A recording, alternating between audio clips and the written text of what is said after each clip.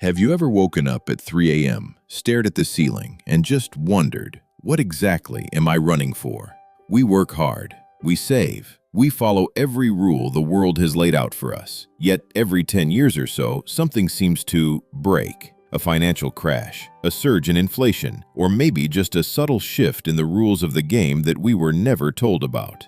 Suddenly, the money you sweated for buys less. That dream of a home or that sliver of freedom feels like it just moved another mile out of reach. In some circles, they call this the shearing cycle. It's a harsh name, isn't it? Brutal even. But look at the logic. You don't kill the sheep. If you kill it, you only eat once. But if you feed it, protect it, and periodically shear that thick, heavy wool, you have a harvest forever. I'm not here to sell you a get-rich-quick scheme. I'm not here to preach dark conspiracies either. I'm just an observer. I want to peel back the layers of this reality with you, to see why we, the honest workers, often find ourselves standing naked after a decade of growth. Are we the shepherds? Or are we just the sheep, feeling proud of the very coat that's about to be taken from us? The anatomy of an illusion. Let's talk about how the world actually works, not according to a textbook, but according to how it hits our skin. A story from 2008, The American Dream Mirage. I remember the years leading up to 2008 vividly. In America, the narrative was simple. Anyone could own a home. Banks were handing out credit like candy on Halloween. A taxi driver could own 3 rental properties. Everything looked golden. That was the fattening phase. When cheap money floods the market, we feel wealthy. We spend. We borrow against the rising value of assets that aren't actually ours yet. And then the trap snapped shut. Interest rates climbed. The bubble burst. Millions lost their homes overnight. But look at who stayed standing. The big financial institutions, the ones who caused the mess, were bailed out with the tax dollars of the people who just lost their front door keys. That was a global scale shearing.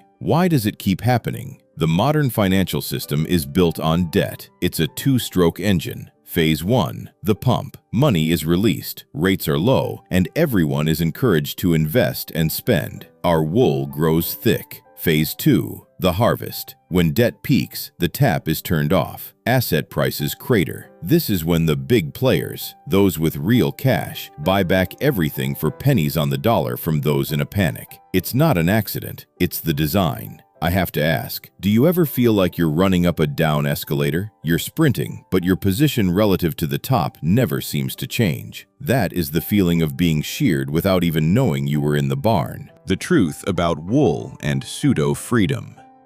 There is a truth more bitter than losing money. It's the fact that we often volunteer for the shears.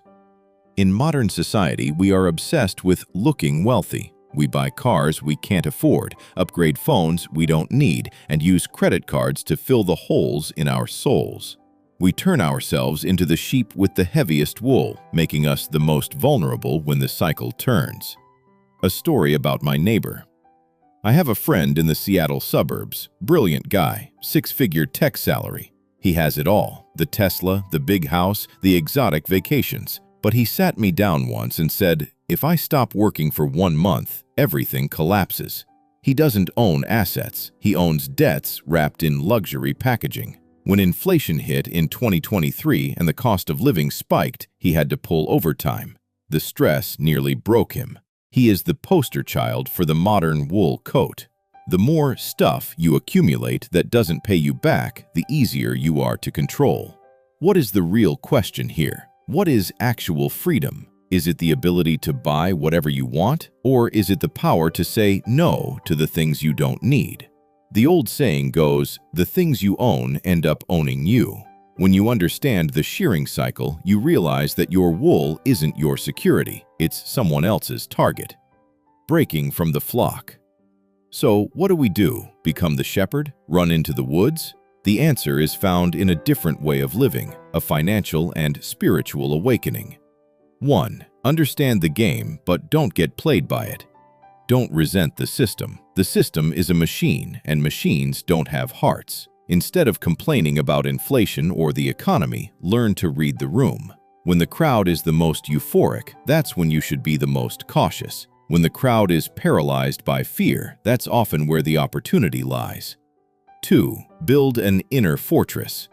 Stop tying your self-worth to a bank balance or a luxury brand. Stoicism teaches us that the only thing we truly own is our mind and our choices. If you can be happy with the simple things, you become the hardest person to shear. Why? Because you don't owe anyone your peace.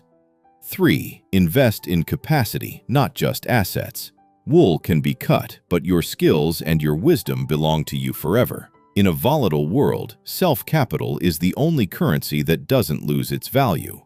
I look out the window and the world keeps spinning. The skyscrapers keep rising and the ads keep telling us to spend. The shearing cycle will never stop. It's been a part of how society operates for centuries. But here's the thing. There's one difference between a sheep and a human being: awareness. A sheep doesn't know why it's being sheared, but you do. And when you understand why, you gain the power of choice. You can choose to opt out of the endless race. You can choose to accumulate things that last, like character, knowledge, and true independence.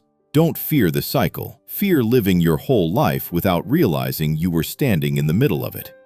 Thanks for sitting with me today in this quiet space. I hope today you look at your wool a little differently. I'll see you in the next reflection. I'm not telling you to live in a cave. I'm telling you to change your relationship with the wool. True wealth in the 21st century isn't about how much you can gather. It's about how little you can be controlled. It's about building an inner citadel, a place where your happiness isn't indexed to the stock market or the interest rates set by men in suits 1,000 miles away. In the American wilderness, there is a legendary resilience. It's the idea that a person's value is found in their character, their skills, and their self-reliance. That is the only armor that survives the shears.